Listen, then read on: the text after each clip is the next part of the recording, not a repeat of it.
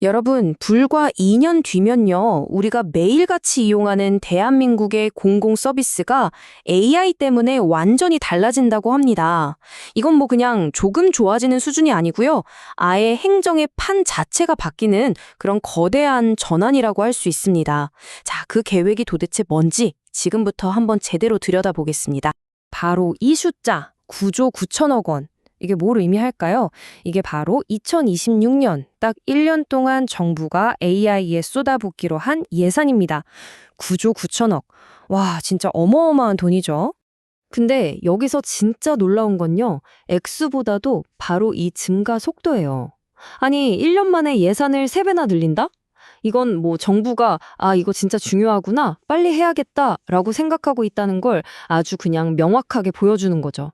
자, 그럼 이 엄청난 돈을 들여서 정부가 만들고 싶은 미래는 대체 뭘까요? 목표는 아주 확실합니다. 바로 AI 네이티브 정부를 만들겠다는 거예요.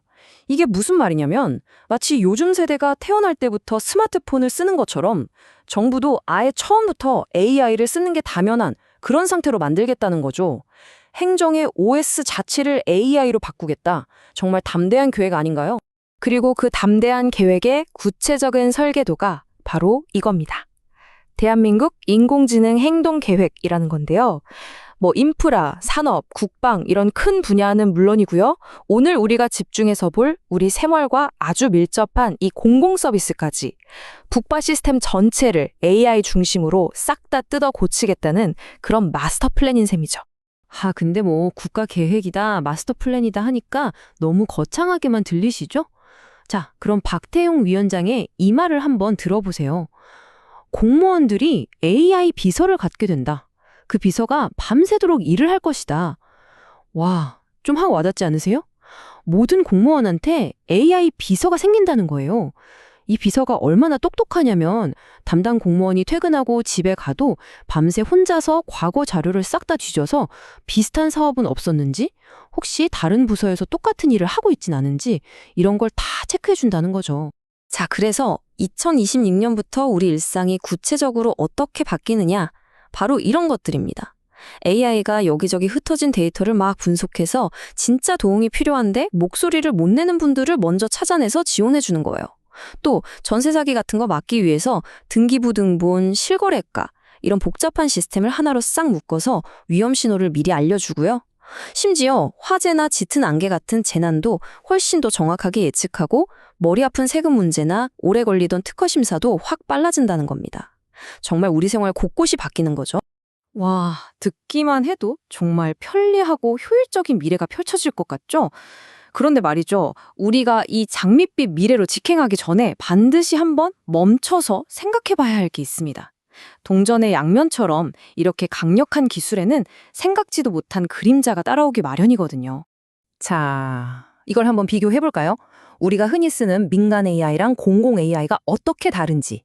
예를 들어 넷플릭스가 이건 당신 취향이 아닐 텐데 싶은 영화를 추천해 줬다고 쳐요. 그럼 어떡하죠? 그냥 에이, 뭐야 하고 다른 거 보거나 앱을 꺼버리면 그만이에요. 그쵸? 자, 그런데 만약에 정부의 AI가 이 사람은 복지 혜택 대상이 아닙니다 하고 실수로 잘못된 결정을 내리면요? 이건 차원이 다른 문제죠. 그 결정 하나가 누군가의 생존을 위협할 수도 있고요. 더 무서운 건 우리한테 다른 정부라는 선택지가 없다는 겁니다. 바로 이 점 때문에 공공 분야의 AI는 훨씬 더 신중해야 하는 겁니다. 그리고 이게 그냥 혹시라도 잘못되면 어떡하지 하는 막연한 걱정거리가 절대 아닙니다. 이미 해외에서는요, 이 공공 AI가 잘못 쓰여서 정말 끔찍한 결과를 낳은 실제 사례들이 있습니다. 미국에서는요, 범죄 예측 AI가 흔인이라는 이유만으로 재범 확률을 2배나 높게 예측하는 정말 말도 안 되는 인종차별적 오류를 보여줬고요. 네덜란드에서는 복지 사기를 잡겠다는 시스템이 가난한 동네나 이민자들이 사는 지역만 콕 집어서 감시하다가 결국 법원에서 이건 인권 침해다라는 판결을 받고 폐기되기도 했습니다. 심지어 잘못된 안면 인식 정보 때문에 아무 죄 없는 사람이 범인으로 몰려서 체포되는 일까지 있었어요. 분명 좋은 의도로 만든 기술이었을 텐데 결과는 완전히 정반대였던 거죠. 자, 이런 사례들이 우리에게 경고하는 핵심 위험 딱 정리해 드릴게요. 첫째, 쓰레기를 넣으면 쓰레기가 나온다. 편향된 데이터를 학습한 AI는 당연히 편향된 결과를 내놓을 수밖에 없어요. 둘째, 묻지마 결정.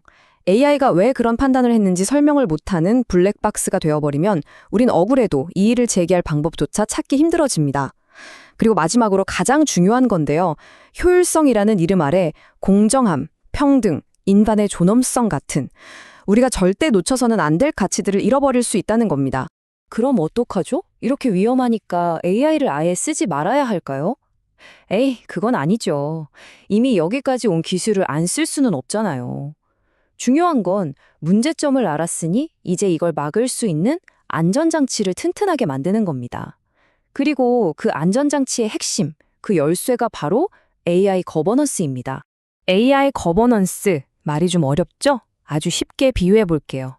AI를 엄청나게 빠르고 힘센 자동차라고 생각해 보세요. 거버넌스는 바로 그 자동차의 브레이크, 핸들, 그리고 교통법규 같은 겁니다. AI가 멋대로 폭주하지 않고 우리가 원하는 방향으로 안전하게 갈 수 있도록 제어하고 관리하는 시스템. 그게 바로 AI 거버넌스예요.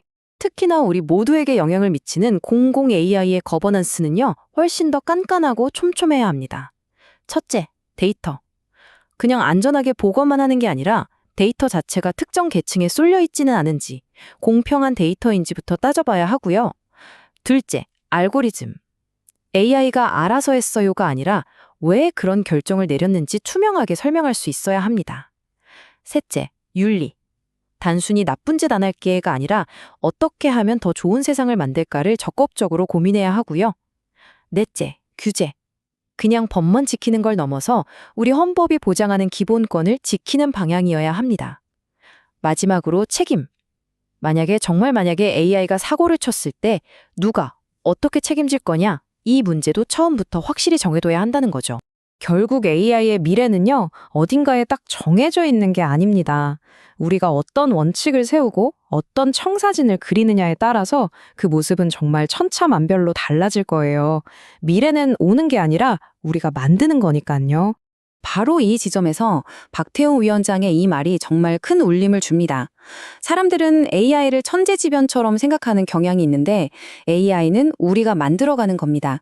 우리 뜻대로 작동하도록 설계할 수 있습니다. 맞습니다. AI는 피할 수 없는 태풍 같은 게 아니라 우리가 직접 깎고 다듬어서 만드는 도구라는 거죠. 그 말은 즉, 이 강력한 도구를 어떻게 쓸지 결정할 힘과 책임이 바로 우리에게 있다는 뜻입니다. 자, 그래서 마지막으로 우리 모두에게 이 질문을 던져보고 싶습니다. 우리는 과연 어떤 길을 선택해야 할까요? 조금이라도 더 빠른 효율성을 위해 속도를 택할 것인가요? 아니면 단 한 명의 억울한 사람이 생기지 않도록 신중함을 택할 것인가요? 2026년 코앞으로 다가온 AI 정부 시대, 그 시대의 모습은 바로 지금 이 질문에 대한 우리의 대답에 달려 있을 겁니다.